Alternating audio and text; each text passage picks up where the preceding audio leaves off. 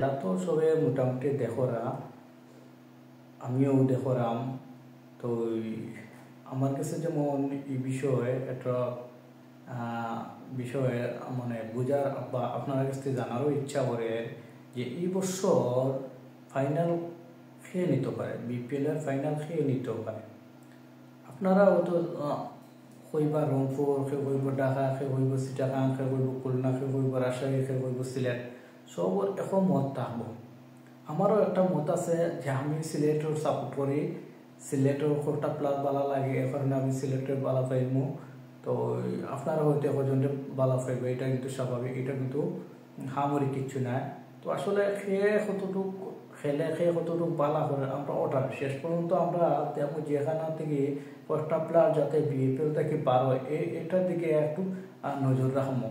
আমরা যদি আজকের একটা খেলা যদি আমরা দেখি যে নাইম হাসান অসাধারণ খেলছেন নাইম, এরপর শামীম পাটোয়ারি, কটা প্লেয়ার ইদানিং বিপিএল খুব ভালো ভালো গেম হল বেড়া। তো এই গেম হল যদি ধারাবাহিক রাখুন তাহলে আমরা লাগেও ভালো, আমরা বিপিএলর তাকে মান আর উপরে দিয়ে উঠবো।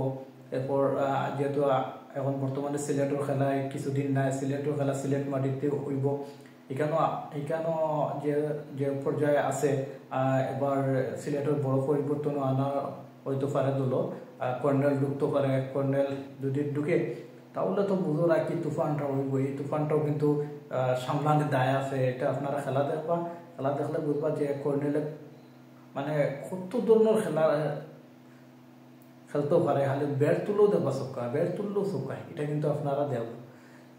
আপনারাও সিলেটকে সাপোর্ট করুকা। আর সিলেটের মাঠটি যেহেতু খেলা হইব, আমরা চাইব যে সিলেট জিততো, আমরা দোয়া সিলেট জিততো।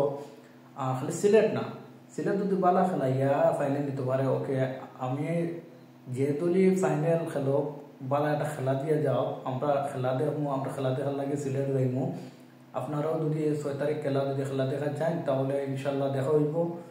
আর বালা তখন সুস্থ থাকুন।